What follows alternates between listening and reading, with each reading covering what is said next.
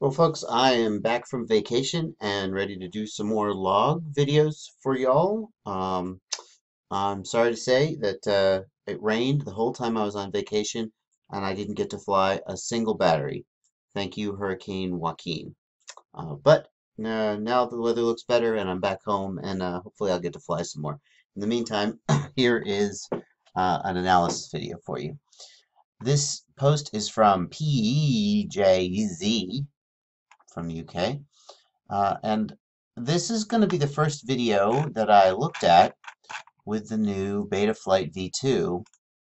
And I have to tell you, I feel a little bit of trepidation about analyzing these videos. And the reason is that it used to be that when you did your tuning, you would spend, an hour or so roughing in your PIDs and getting what I like to call the first 85% of your tune, maybe 80% of your tune. And then you'd spend the next 2 weeks tweaking and tweaking and tweaking and tweaking and trying to really get like the last 85, 90, 95% where it was really flying good to the point where if you were really lucky, maybe it flowed just as good as you could possibly imagine it flying. And Betaflight, you're kind of flying at 90% right out the gate. And so Boris is in some sense put me out of a job. Not that I'm sad about that. It's fantastic that so many people now can have access to such a good flying copter without having to do a lot of tuning. But when you get into that top 85 or 90% of the tuning, you're very much in a realm of uh, feel. It's hard to judge just by looking at flight video and black box logs what you're feeling on the sticks and what you need to do as a result of that. You're at the point where there probably are no serious complaints to fix. It's just like there's nothing to say, oh, this is broken and I need to fix it. I have these crazy oscillations. What can I do about it? It's like, well, if you had a little more P, it would fly a little sharper, but maybe with a little more oscillation. If you had a little less P, it'd fly a little softer, but a little smoother. And it's just up to you what you like. So I'm going to do my best to tell you what I'm seeing here, but honestly, the folks who are flying Betaflight, I just don't know if there's going to be a lot for me to say there.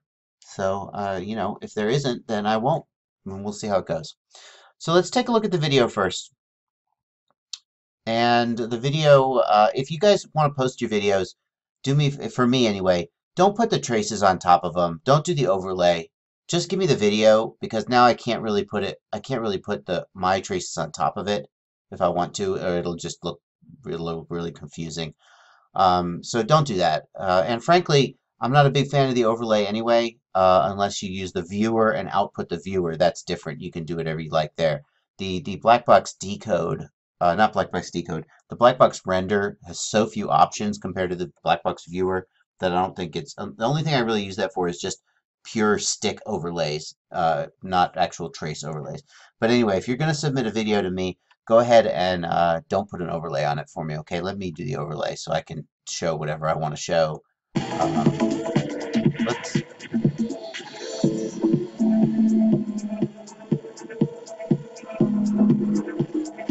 So, we can see that it's flying really good. No, like it's really smooth. There are some places where it looks a little just a little sloppy in the turns, but I have a feeling that's the piloting more so than the tune, just because again, Betaflight is pretty solid most of the time. If we look at this roll here, we can see that the roll is just dead on, clean stop, snappy roll, beautiful, no bounce back, no oscillation. Let's watch it again. Like really, I'm sure if we look at the gyros, we could see just the tiniest bit of bounce, but really so good.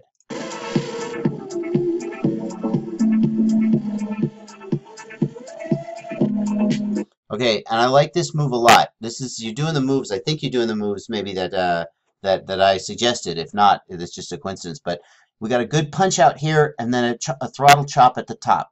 And I'm looking for stability here. Stability will tell me whether there is adequate eye gain. And you've come down to 1200 throttle, which is getting pretty close to min throttle on a lot of setups.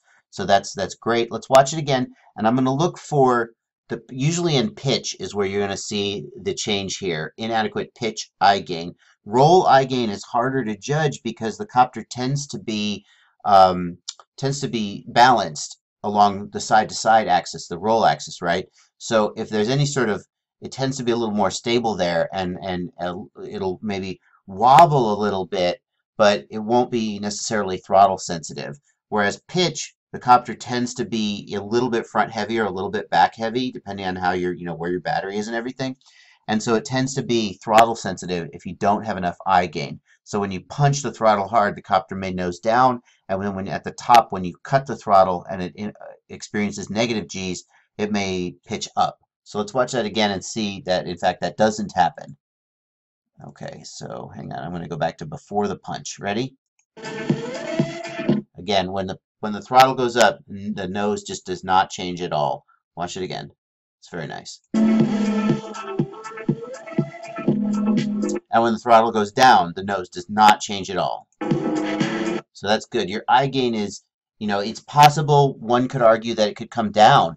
So maybe we're in a world now where we're going to start, instead of raising eye gain to high levels to try and stabilize the copters, we may now have copters that are sort of so inherently stable due to the wonderful PID algorithm that we can start reducing the eye gain to let it get a little floppier and a little more maneuverable and maybe a little less stiff. So in a situation like that where it's perfectly locked in on those punch outs, I might consider reducing the eye gain on pitch and see if that starts to introduce any negative effects. And if we look here, pitch eye is 0.55. So that's I don't know what Boris's defaults are or whether you've tweaked that. That is roughly where I have eye gain on my old 1.9 copter flying PID controller 1, and that feels high to me. That I had to bring it up that high because it just had a real hard time maintaining pitch attitude on throttle changes. So it feels to me like since you're flying Betaflight, you could give a try at pulling that down into the range of maybe 30 if you haven't already raised that because of bad effects. Give a try on lowering that into maybe 30s or maybe even as low as 25. I think my guess would be that by the time you get down to around 20, you're going to start seeing some inability to hold attitude on pitch. But that could come down.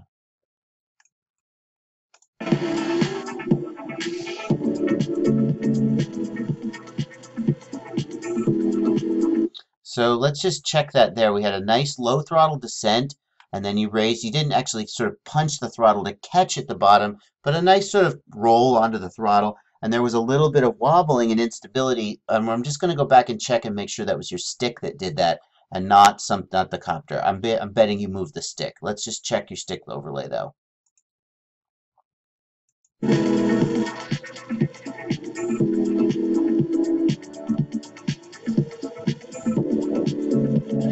Oh, I think I overshot it. Hang on, go back a little further. Let's try again.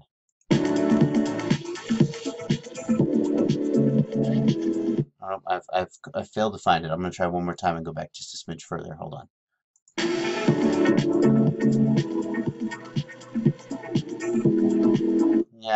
Yeah, I don't know. I'll keep watching. Okay, now I found it. I found it for sure. So I'm going to watch your right stick here and see if you bump the copter around or if it destabilizes itself. No, not a lot of movement on the right stick. Yeah, so there's a little bit of wobble there.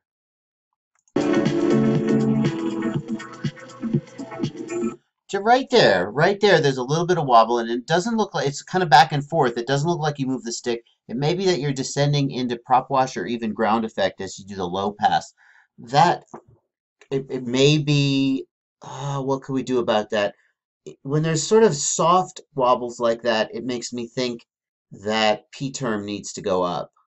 P gain needs to go up, and that was on roll that I saw it. So possibly roll P could go up. Hang on. Let's see if I can roughly find where that is. 51 seconds. Let's have a look here. No, that's perfect. Gyro plus PID roll, save changes, and let's see if we can go to about 50 seconds in. There's the low throttle maybe. Is that it? And then you roll onto the throttle there. And we can, so assuming this is the right spot, yeah, the problem is that the P terms are so subdued on Betaflight, it is really hard to judge whether P is too high. But, and I'm only just starting to learn to tune this myself, so I have to apologize that I may not have the best advice to give you. But give a try of raising roll P and see if that sharpens up that little bit of softness, soft wobble you got at the bottom there. And see if you can raise that P without adding oscillations, that may sharpen up your flight a little bit. I've done just the tiniest bit of tuning on my version of Betaflight. And now, granted, I'm flying 3S, and Boris is obviously, his defaults are tuned more towards 4S, but I found that I had to raise P a little bit to get it to sharpen up. So maybe that would benefit you as well. And then you're going to do a flip here.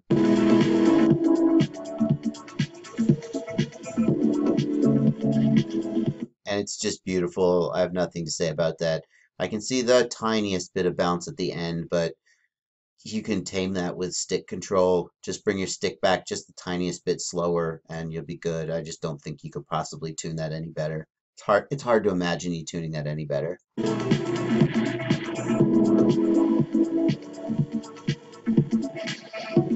And again, and again, what's to say about that?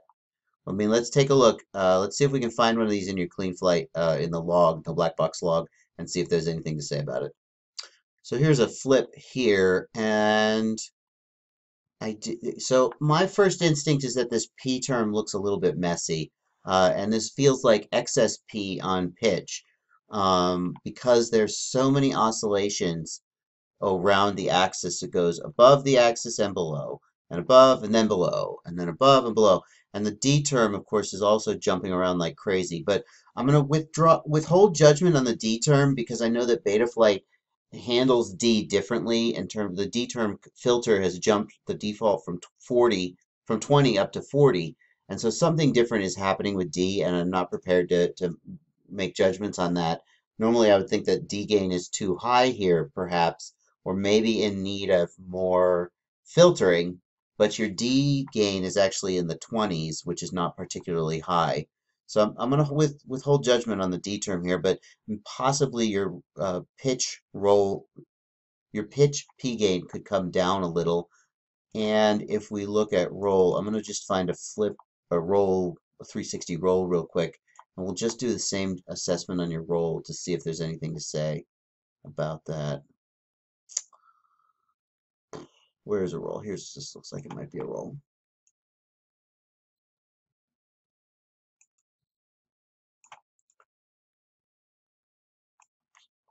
And see, on roll, we have a strong push in, the P term goes positive, we have a strong push into the roll, and then a negative push, and then we're relatively close to the center line until the end.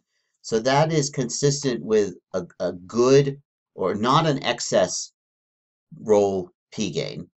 So yeah, so give a try on raising your roll P just a little bit and see if that straightens out just a little bit of that sort of soft, floaty wobbliness that I'm seeing, and possibly here's the thing. Looking at the traces, I say possibly decrease your P gain on pitch, but looking at your flight, I have no complaints. So whatever yeah, so don't change it just to make the traces look better. It flies great.